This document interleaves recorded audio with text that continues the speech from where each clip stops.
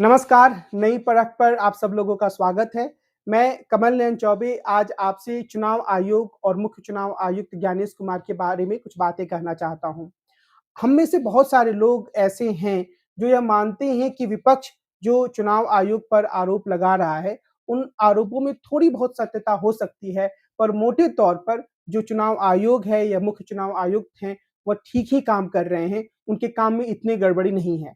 खासतौर पर ऐसे लोग जो भारतीय जनता पार्टी या नरेंद्र मोदी या एनडीए से हमदर्दी रखते हैं, उनसे जब आप बात करेंगे तो वे इस बात पर बड़ा ही जोर देते हैं कि जो विपक्षी दल है, वे असल में चुनाव हार रहे हैं और उनकी लगातार हार के कारण उनके भीतर एक निराशा पैदा हो गई है और उस निराशा से बाहर निकलने के लिए या उस निराशा से जूझते हुए वे चुनाव आयोग पर निशाना लगा रहे हैं। वे लोगों को यह बताना चाह रहे हैं या अपने कार्यकर्ताओं को यह बताना चाह रहे हैं कि देखिए जी, हम तो पूरा मेहनत कर रहे हैं और नरेंद्र मोदी की सरकार में गड़बड़ियां भी काफ़ी हैं।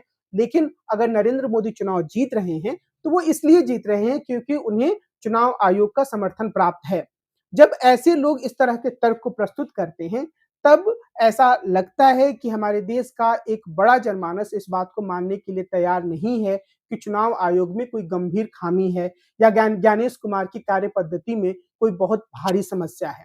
लेकिन मैं आज आपके सामने यह कहना चाह रहा हूं कि अगर मैं मुख्य चुनाव आयुक्त होता मौजूदा समय में, तो मैं ऐसे कौन से काम करता जिससे चुनाव आयोग के प्रति जो लोगों का अविश्वास है, जो लोगों का संदेह है, वह कम होता और चुनाव आयोग के प्रति उनका विश्वास पहले की तरह ही बहाल हो जाता। अगर मैं ज्ञानेश कुमार होता, तो सबसे पहले मैं लोगों के सामने, आम लोगों के सामने आकर आज के दिन में इस बात को एक्सप्लेन करता, इस बात की व्याख्या करता कि आखिर ऐसी कौन-सी हड़बड़ाहट है, ऐसी कौन-सी जल्दबाजी है, जिसके कारण से मुझे इतनी जल्दी 12 राज्यों और केंद्र शासित प्रदेशों में एसआईआर कराना पड़ रहा है। मैं इस चीज़ को एक्सप्लेन करता, मैं इस चीज़ को लोगों को साफ तौर पर बताता कि इतने सारे बीएलओज़ की आत्महत्या के बावजूद मैं इस काम पर क्यों आगे बढ़ रहा हूँ और मैं कोशिश करता कि लोग मेरे जवाब से संतुष्ट हों। लेकिन आप जानते हैं कि मुख्य निर्वाचन आयुक्त ने ऐसा करने की कोई ज़हमत नहीं उठाई है। अगर मैं मुख्य चुनाव आयुक्त होता, तो मैं इस बात के बारे में भी लोगों को बहुत ही विस्तार से बताता कि जो भी आरोप राहुल गांधी ने लगाए हैं, उन आरोपों में क्या तथ्य है। एक बार जो ज्ञानेश कुमार हैं, उन्होंने ये कोशिश की थी, लेकिन उस कोशिश में ऐसा लगा कि वो अपने ही बुने जाल में फँसते जा रहे हैं। लेकिन अगर मैं मुख्य निर्वाचन आयुक्त होता, तो मैं बिल्कुल सिलसिलेवार तरीके से भारत के विपक्ष के नेता को बिठाकर उनके आरोपों को सुनता और उनके आरोपों का जवाब देने की कोशिश करता। बल्कि मैं यह भी कहता कि इस तरह के पूरे जो कार्यक्रम है, उसका सीधा प्रसारण पूरे देश में हो। मेरी ये कोशिश होती कि विपक्ष के नेता राहुल गांधी जो भी सवाल उठा रहे हैं, मैं उनका सिलसिलेवार जवाब दूँ। अगर कहीं गड़बड़ी निर्वाचन आयोग की तरफ से है, तो मैं राहुल गांधी से यह कहता और पूरे देश से यह कहता कि इतने बड़े चुनाव को कराने में थोड़ी बहुत गड़बड़ियां हो जाती हैं और वह गड़बड़ी ऐसी नहीं है कि उससे पूरा चुनाव का नतीजा बदल जाए। आप इन सारे सवालों का जो आपने रखा है, उसका आप मेरे द्वारा दिए गए जवाब को देखिए और मैं यह मान रहा हूं कि हल्की-फुल्की गड़बड़ी है, भविष्य में हम उसे दूर करेंगे। लेकिन क्या हमारे मुख्य चुनाव आयुक्त ज्ञानेश कुमार ने ऐसा करने की कोशिश की? उन्होंने ऐसा करने की कोशिश नहीं की। अगर मैं मुख्य चुनाव आयुक्त होता, तो मैं बिल्कुल ही मॉडल कोड ऑफ कंडक्ट का पालन करता। मैं इस तरह की बहानेबाज़ी में नहीं पड़ता कि किसी भी तरीके से नीतीश कुमार की सरकार को और भारतीय जनता पार्टी, एनडीए की बिहार की सरकार को ये छूट मिल जाए कि वह चुनावों के दौरान सीधे तौर पर मतदाताओं की एक बड़े वर्ग तक पैसा पहुँचा सके। मैं इस बात का ख़्याल रखता कि कहीं से भी सरकार से सीधे लाभ प्राप्त करने वाले जो समूह हैं, वह मतदान करने की, चुनाव कराने की जो प्रक्रिया है, उसमें सम्मिलित ना हो पाएँ। मैं इस बात को दिखाता कि ये सारी चीज़ें जो मॉडल कोड ऑफ कंडक्ट के रूप में हैं, उसे मैं काफ़ी गंभीरता से लागू कर रहा हूँ। अगर मैं मुख्य चुनाव आयुक्त होता, तो मैं बिना किसी भेदभाव के, चाहे सत्ता पक्ष हो या चाहे विपक्ष हो, अगर उसके नेता मॉडल कोड ऑफ कंडक्ट का उल्लंघन करते, अगर वो नफ़रत भाषण देते, अगर वो हिंदू और मुस्लिम के आधार पर वोट माँगने की कोशिश करते, तो मैं उन्हें एक तरीके से चुनाव से रोक लगाता, उनके चुनाव प्रचार पर रोक लगाता, उन्हें अगर उनकी जो पूरी प्रक्रिया है, यानी कि जिस तरीके से उन्होंने भाषण दिया है, उसमें अगर बहुत ज़्यादा गड़बड़ी होती, तो मैं उन्हें पूरी तरीके से चुनाव के लिए भी अयोग्य घोषित कर देता। मैं अगर मुख्य निर्वाचन आयुक्त होता, तो मेरी यह कोशिश होती कि जितने भी लोग चुनाव मैदान में उतरे हैं, उनके द्वारा सही तरीके से एक सही मात्रा में, जो मात्रा कानून ने तय की है, उतनी ही धनराशि खर्च की जाए। मैं इस बात को सुनिश्चित करने की कोशिश करता कि अगर कोई उम्मीदवार तय सीमा से ज़्यादा राशि खर्च करता है, तो उसके ऊपर सख्त से सख्त कार्रवाई हो। मैं अगर मुख्य निर्वाचन आयुक्त होता, तो मैं यह देखता कि हर एक जो उम्मीदवार है, जो अपना एफ़िडेविट जारी कर रहा है, उस एफ़िडेविट में पूरी सत्यता है या नहीं। और अगर उसमें पूरी सत्यता नहीं दिखती, तो मैं उसके ऊपर सख्त कार्रवाई करता, उसे नोटिस भेजता, उसके उसे सार्वजनिक रूप से जवाब देने के लिए भी कहता। यानी कि अगर कोई नेता यह कहता है कि वो एक निश्चित स्तर तक शिक्षा प्राप्त है, लेकिन अगर उसके पास ऐसी शिक्षा नहीं है, तो मैं उससे जवाब तलब करता। मेरी यह कोशिश होती कि मैं टीएन शेषन की तरह यह कह पाऊँ कि मैं भारत सरकार का नहीं, बल्कि भारत का निर्वाचन आयुक्त हूँ या भारत का मुख्य निर्वाचन आयुक्त हूँ। और उसकी उस लिहाज से मैं पूरी तरीके से चुनाव को निष्पक्षता से कराने की कोशिश करता।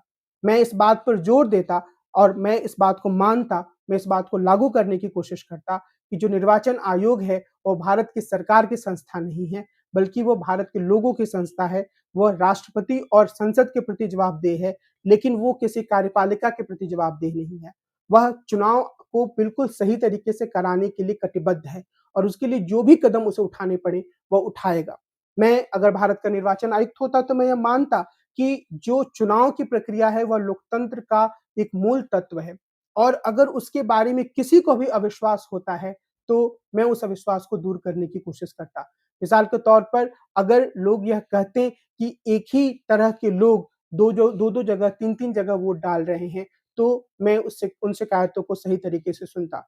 अगर कोई राजनीतिक दल, हर व्यक्ति नहीं पर उम्मीदवार या राजनीतिक दल वीडियोग्राफ़ी माँगता, सीसीटीवी की फुटेज माँगता, तो मैं उसे उपलब्ध कराता। अगर वो निर्वाचन के दौरान जितने लोगों ने वोट डाला है, उसके बारे में आँकड़े माँगता, तो मैं उसे उपलब्ध कराता। मैं इस बारे में बहानेबाज़ी नहीं करता कि मैं इन कारणों से उसे उपलब्ध नहीं कराऊँगा। क्योंकि मेरी पूरी जो कार्य पद्धति होती है, वो इस बात पर आधारित होती कि जो भी पक्ष हैं, चाहे वो सत्ता पक्ष हो, चाहे वो विपक्ष हो, उसे चुनाव की प्रक्रिया के बारे में कोई संदेह ना हो। वे चुनाव में एक निश्चित स्तर पर आकर चुनाव लड़ें और उसमें जिसे जीत मिलती है, वह अपनी जीत का सेहरा अपने माथे पर बाँधे और अच्छी तरीके से शासन चलाए। लेकिन कहीं से भी यह आवाज़ नहीं आनी चाहिए कि चुनाव प्रक्रिया में लूप होल है और अगर इस तरह की आवाज़ आती तो मैं उसे सुनता और उस आवाज़ से उठ रहे सवालों का जवाब देने की कोशिश करता।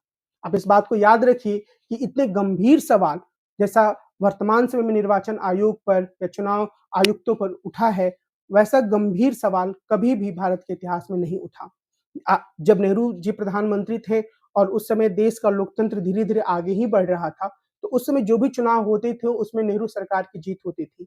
आप आर्काइव्स उठाकर देख लीजिए, कभी किसी नेता ने यह नहीं कहा कि चुनाव के मामले में पूरी गड़बड़ी हो रही है।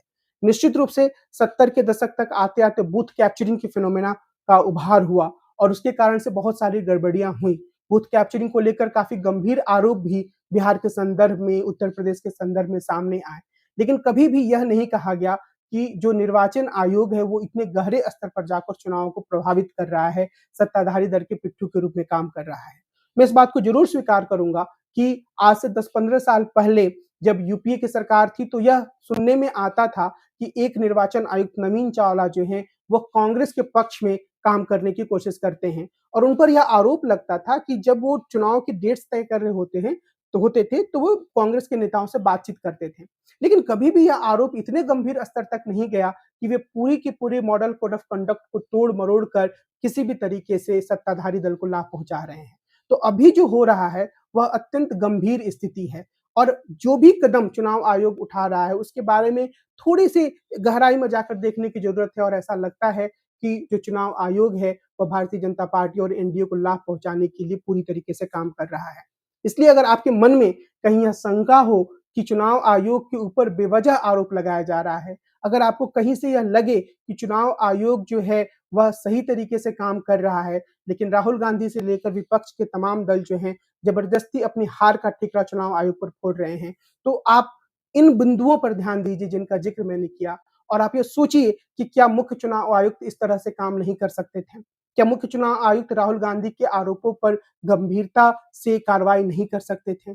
क्या मुख्य चुनाव आयुक्त बिहार में मॉडल कोड ऑफ कंडक्ट का सही तरीके से अनुपालन नहीं कर सकते थे? क्या मुख्य चुनाव आयुक्त यह सुनिश्चित नहीं कर सकते थे कि बिहार में चुनाव से पहले एसआईआर ना हो? क्योंकि आखिर जो भी वोट डालने आएगा उसके पास एक आईडी कार्ड होगा और उसे वो सही तरीके से देखकर जाँच करा सकते थे। लेकिन उन्होंने इसकी जगह कुछ और प्रक्रिया को अपनाने की अगर बात सोची और वो भी केंद्र सरकार के मशवरे के बाद सोची, तो यह उनकी कार्यप्रणाली पर एक गंभीर प्रश्न चिन्ह लगाता है। कुल मिलाकर अगर निर्वाचन आयोग को अपने ऊपर लगे आरोपों से बाहर निकलना है, तो उसे सारे आरोपों का सिलसिलेवार जवाब देना होगा। मौन रहना, चीज़ों की उपेक्षा कर देना और कोई कितना भी विरोध करे, हमारे मन में जो आया है वो तो हम करेंगे ही, इस तरह की भावना रखना भारत की चुनाव प्रणाली के लिए काफ़ी घातक है। और अगर आप बहुत ही एक तटस्थ भाव से, न्यूट्रल होकर भारत में कोई सर्वे करा लें जिसमें कि निर्वाचन आयोग के प्रति लोगों के विश्वास या अविश्वास की बात का अध्ययन हो, तो आप यह पाएँगे कि लोगों का जो निर्वाचन आयोग के प्रति विश्वास है, वह 2010 के दशक की तुलना में काफ़ी नीचे गया है।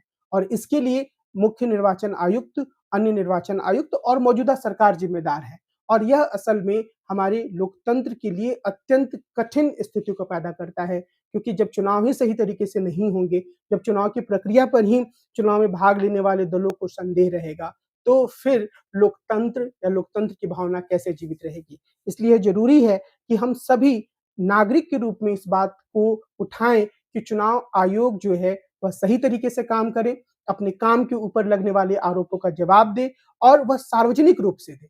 और हर एक चीज़ के बारे में एक व्याख्या होनी चाहिए। चुनाव आयुक्त जिस तरह से काम कर रहा है, जो फैसले ले रहा है, वो ऐसा क्यों कर रहा है? सिर्फ़ खामोश रह जाने से और एक अकड़ू संस्था के रूप में काम करने से बात नहीं बनने वाली है। आज की अपनी इस चर्चा को मैं इसी बिंदु पर विराम देता हूँ। अगले दिन हम फिर मिलेंगे और नई परख पर किसी अन्य विषय पर विस्तार से चर्चा करेंगे। कार्यक्रम को समाप्त करने से पहले मैं आप सभी लोगों से ये अनुरोध करूँगा कि आप नई परख चैनल को ज़रूर सब्सक्राइब करें और अपने दोस्तों और मित्रों को भी इसके बारे में बताएँ। नमस्कार।